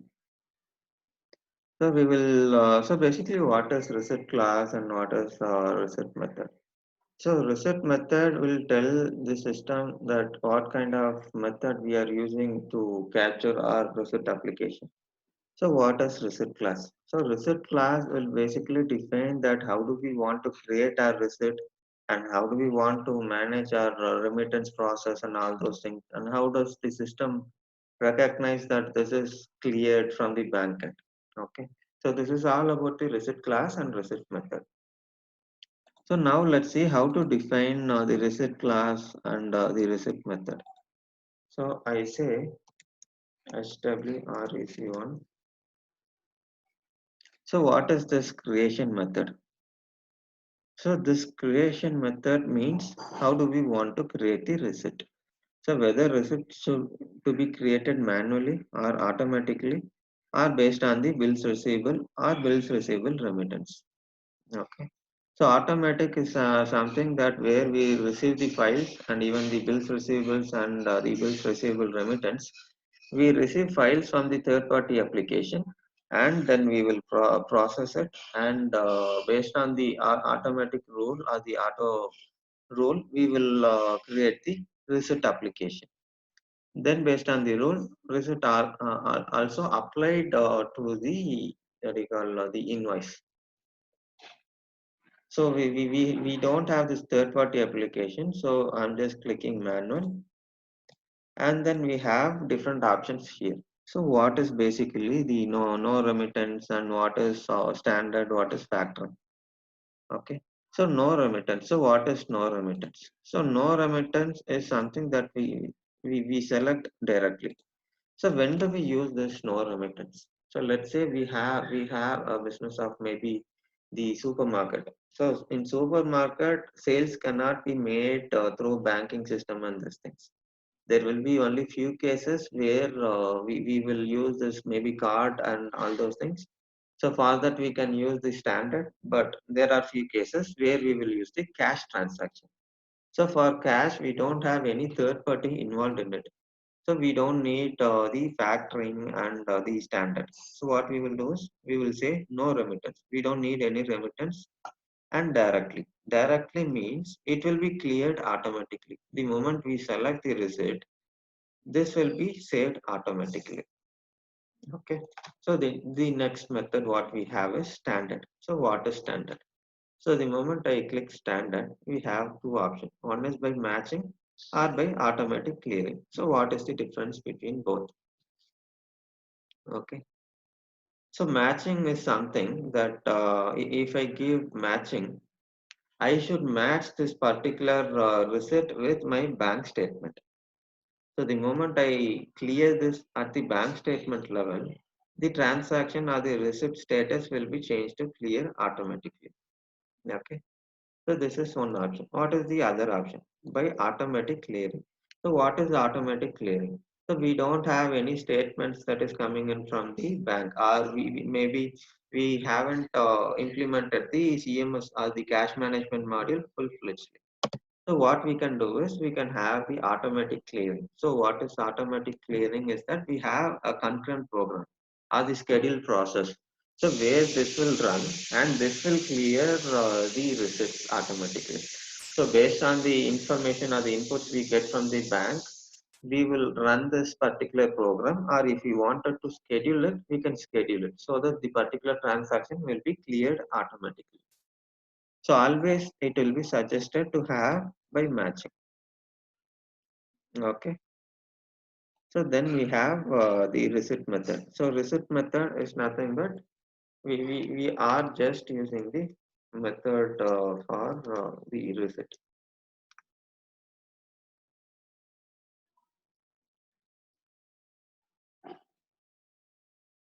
Okay. So here we have another option, debit memo inherent receipt number. So let's say we have created the receipt. Now if we wanted to refund this amount, or if we wanted to cancel this particular receipt, so how do we wanted to manage this? So whether we wanted to maintain this receipt number along with the debit memo numbering system. If we So there are two options in receipt application. So either we can use the standard reversal or the debit memo reversal. So debit memo reversal will create a debit memo in the transaction so that the customer due will be knocked off. Okay. So this is the difference. So while creating the debit memo, if we wanted to have the receipt number inherent with the debit memo, that we can enable it here. So we will just give it as an optional, and we will add the remittance bank details. So since we are saying the remittance method as a standard, so we should give the relevant bank details to this. So I'm just giving the bank details of maybe the SW what we have.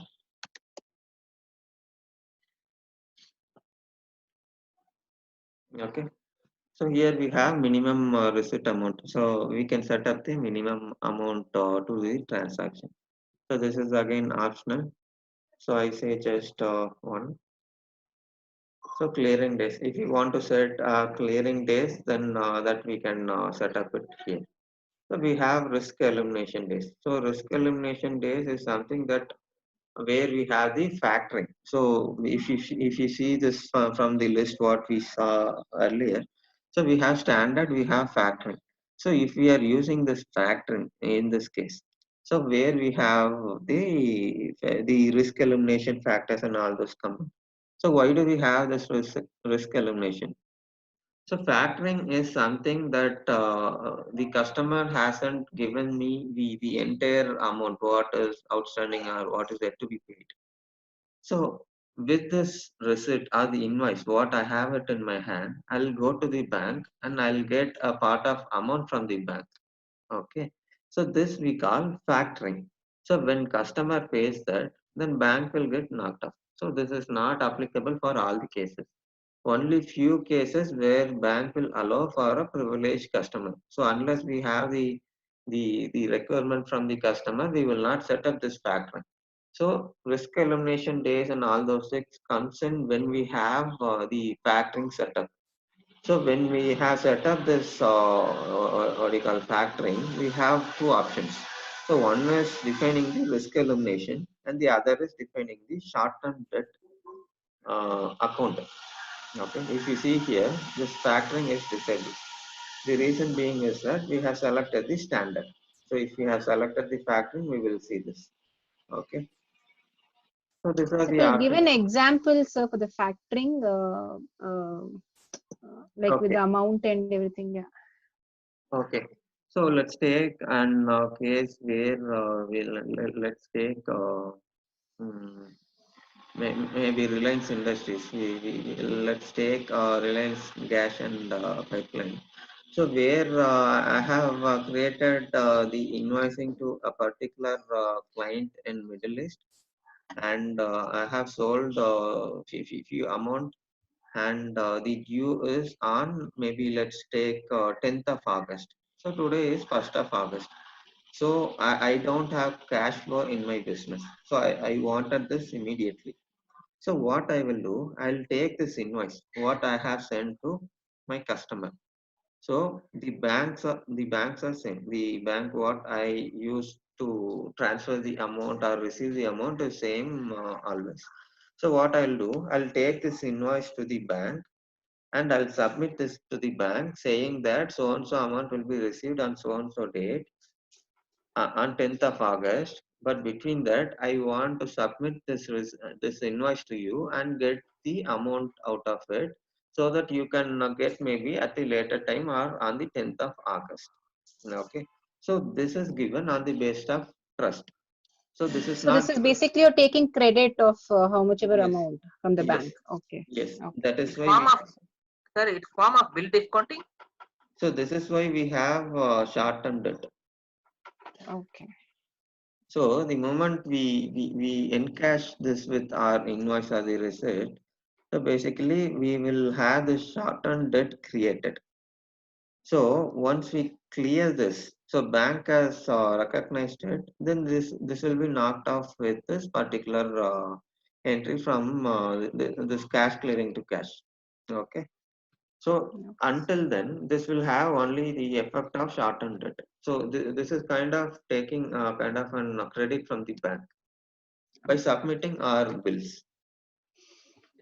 It's I see. a way of bill discounting, sir, factoring. Not exactly bill discounting. So bills discounting is different. So this is like submitting our bills and getting this. We can say, but not exactly. Like we can match with that. Like kind of and similar, but Bank will not. take some amount, no, sir. In that they will. Yeah, Okay, yeah. some form of commission they will take, no.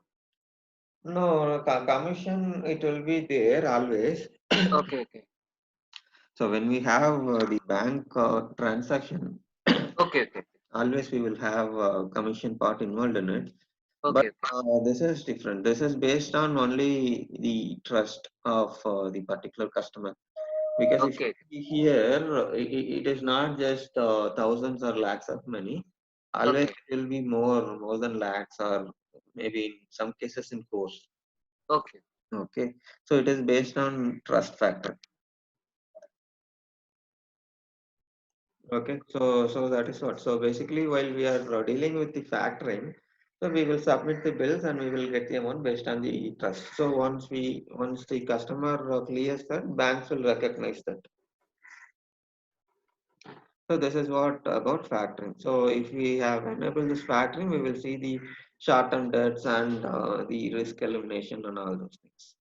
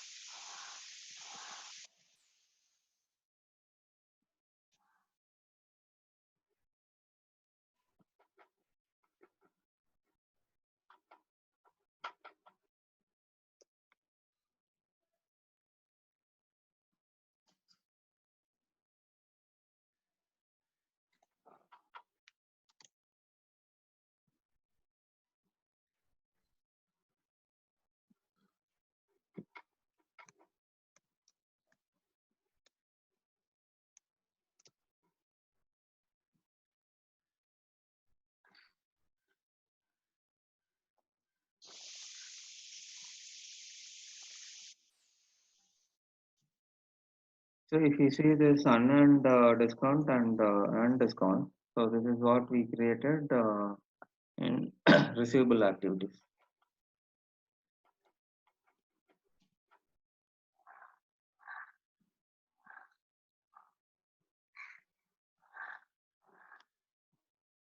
Okay. So this is all about our reset class and reset method. So the next setup is to create a reset source.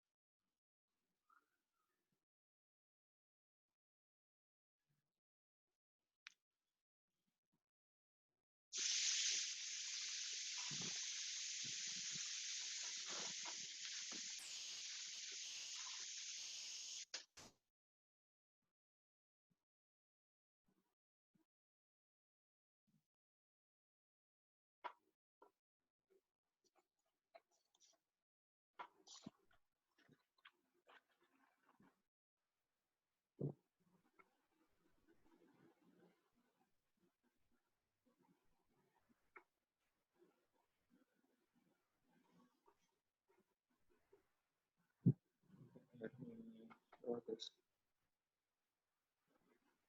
So this is what we call reset source. So basically, why do we need a reset source? Is that how do we create our reset? So this is kind of the setup what we did for the transaction. Similarly, we will create it for reset. So here we have two kinds of creating the reset. After attaching the view, we will select whether it is manual or automatic. So if it is manual, we will create a reset class what we created earlier. Okay. So let me create one.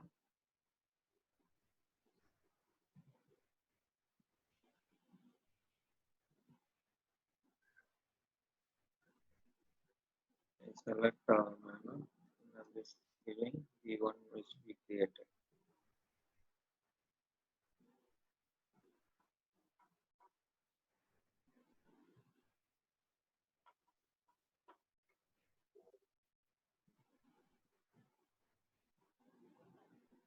So the standard practice is to enable manual, is it, for receipt sources and as well as for the transaction Yeah, types it also? is Okay. mostly manual. There are very few cases that we will have automatic reset creation. So as a standard practice, it is manual. Okay. And then we have the batch numbering. So there are two parts of it. So one is batch and the other one is the individual receipt. So what we are seeing it here is for the batch numbering, not for the individual. So for the batch, maybe if you want to set up as an automatic, we can give the number. So for starting from one, this will start generating. Okay. So we have created this option. Let's save and close.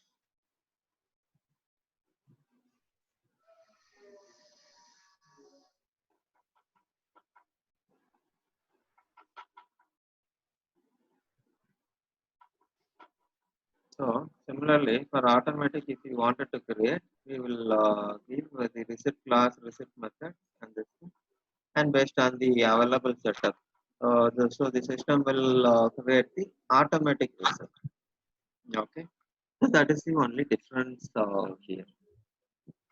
So we have created the manual. I mean the reset class and reset source setup is done. So the next setup is to create or assign the role to the user.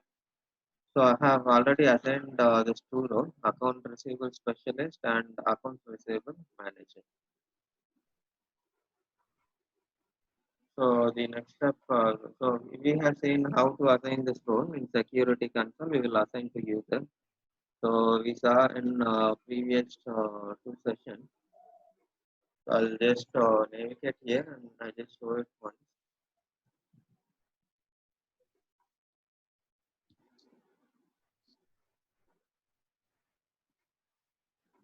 Security console. So on the security console, on the left side of the page, I click user.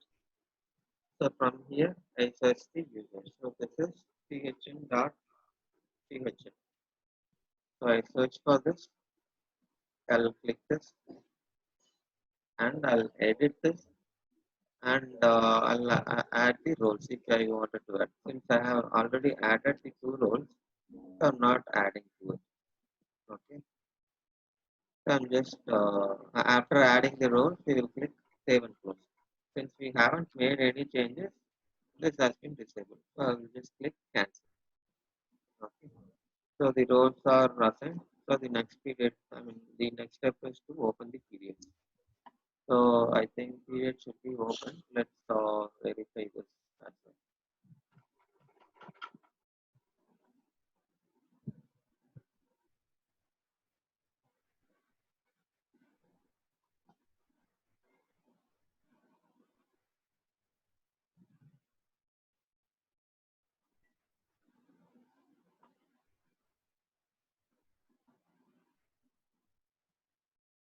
Okay. So this is in future enterable period. So while seeing the GL module, we saw what is future enterable period. It is nothing but just we can create the accounting entry, but we will not be able to post the entries. So that is what we saw as a future enterable period. So since we are on the 1st of August, it is future enterable. So we will have to open the period. So let's open the open period for both GL and the AR, since we will be posting few transactions to GL as well.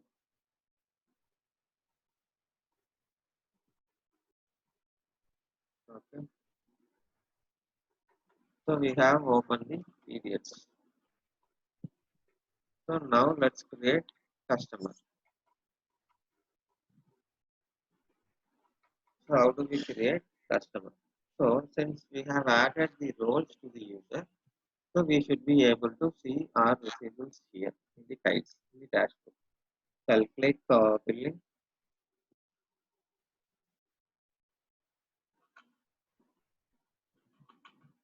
and on the sidebar, we'll click create customer. So what we will do, we will give the name of the customer, and if you see account number will be generated automatically. And here we have the account type. If you want to select whether it is an internal or external, you can select. And here we have the customer class. Customer class is something that if you want to give specific classification to it, we can give. And here we have account address set. So this is what I was saying. We can use the common reference data set, but when we define it in the receivable module, we will have some sort of restriction. So if you see it here, we will not be able to find the common reference data set. If you see from A, directly it will go to D. So which means we cannot use common reference set here for the customer. So we will need our own reference data set. So that is why while we are implementing itself, we will have to define our own reference set in order to have sort of security. Okay. So after that, what we will do, we will create the address. Address is nothing but our site. So we will give the site name and we will give the address of the site, and we will add the address purpose. So if you see the address purpose, we will have two things as a mandate. One is bill to and the other is ship to. Apart from that, if you want to add the additional inputs, that is delivered to or maybe sold to, and statements to whom we have to send the statement and all those things we can add. So as the mandatory, we will select ship to and bill to. Okay. So let me take the customer what we have created. So I'll just go here.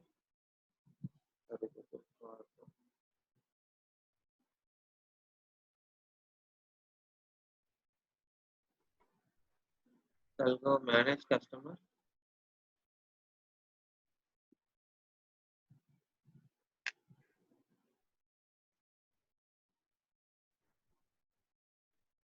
Okay, so this is the customer that we have created, and if you see here, we have created the site. So what we saw is still this one, build to ship to. So as a mandatory step, we have assigned this build to and ship to. So once we create the sorting, we will have to give the access to our business unit. So unless we give the access to the business unit, we will not be able to access this. So what we have given is that we have given business unit. So if you note down here, we have the account codes given here at the customer level also. So how does this work? So how does system derive the account codes that should be picked when we are creating the transaction? So there are three levels where we can give the accounts that needs to be picked up while creating the transaction. So we can give at the transaction type that what we are creating, or if you want to use it at the customer level, maybe for few customers, we will have different revenue to be generated. So for those purpose, we have to give at the customer site level. So that is at this level, we will have to give the receivables, revenue, and the relevant account details. Okay. Excuse The me, other sir. one, Sir, excuse me. yeah, yes, Sir, you are telling no the customer. yeah. If he is a domestic customer and if he is a export customer, Mm. then we can assign the revenue as a domestic this thing and export like that. Two revenues we can separately we can keep. No. No, no, it's not domestic or I mean revenue No, codes no. will not. See, my say my this thing to go to no. Okay, okay, okay. Revenue is one. Okay, Yeah, okay. revenue is one, so that is what One. Okay, I okay, was trying to say. So basically, we will classify the customer as a domestic or international. That we can do. So if okay, you okay, see okay, here, okay, okay. we have the classification. Okay, on top.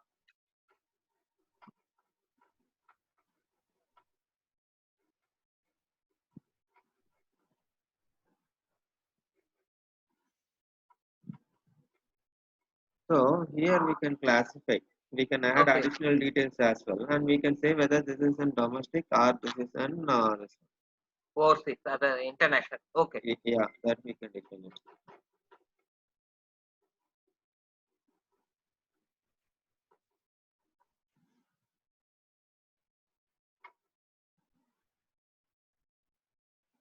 Okay.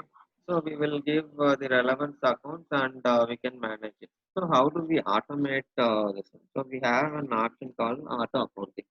So what is auto accounting? So auto accounting is something when we are importing the transaction from different modules. So that is when the auto accounting becomes mandatory because system will not understand which account I should pick. So in order to make system understand that this is the account that system should take, what we will do, so this will be applicable when we are doing this, what we call the invoice that will be created from third party application. Okay, so we have created the customer. So let me show how this auto accounting works as well so that we will have even more better understanding when we work in real-time project on different applications.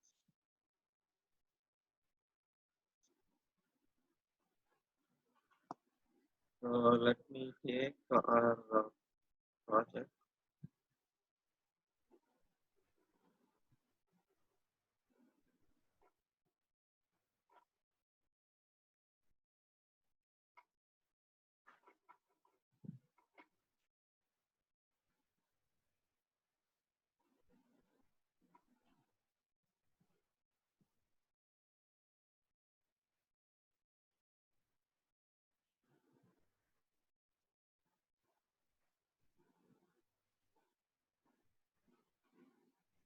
Okay.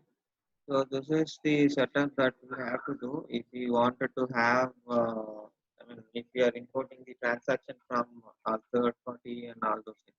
If we wanted to automate this process, we can do it from here. So what we will do is we will select our business unit.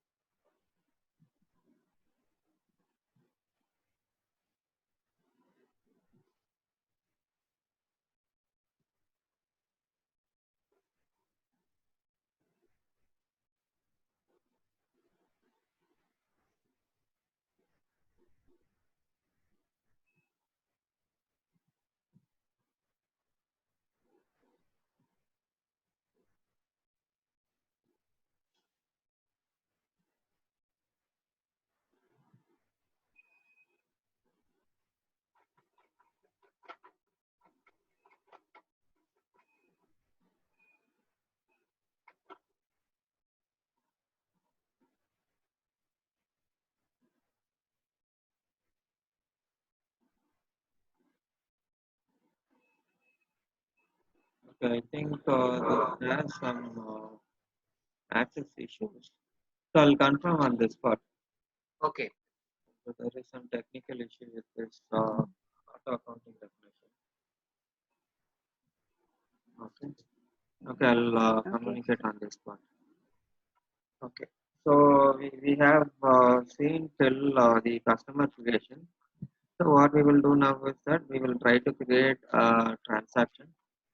So the navigation to create a transaction is we will navigate to the home page and we will click create transaction. So I go receivables, I go to billing, and from billing I click sidebar and I click create transaction.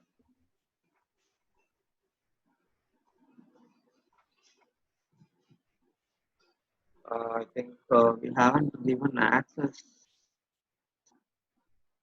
to this user. Let's give the access.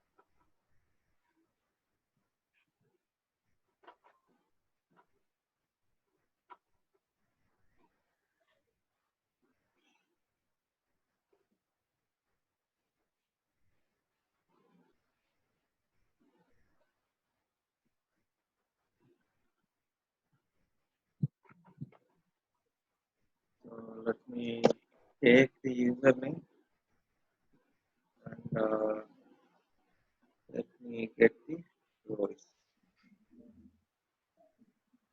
and I'm assigning the business unit.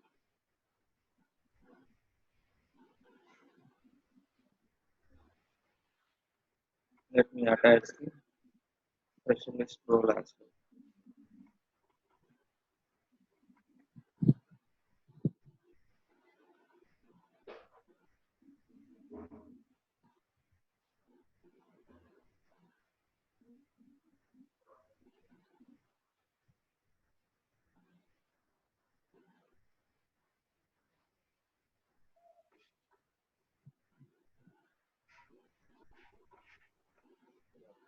So we have created. So let's verify this.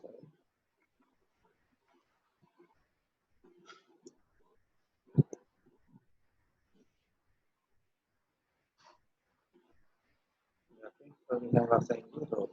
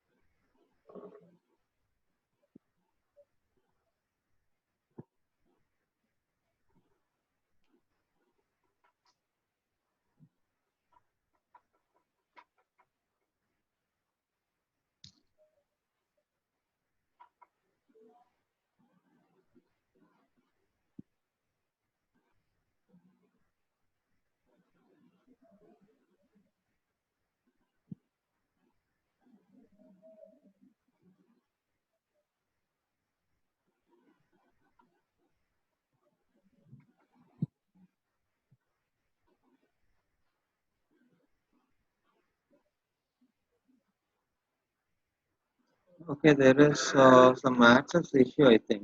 So maybe we will wind up today. Tomorrow we will see. Maybe I plan for fixed set tomorrow. So along with that, we can complete the AR part as well. Okay. Okay, sir. Okay, Fine. sir. Okay, sir. Yeah. Tomorrow, what, 10 o'clock, sir? Same time? Yeah, same time, 10 o'clock. Okay. Okay. Thank you, sir. Yes, sir. Yeah, Thank you. Okay. thank you. A good day, sir. Thank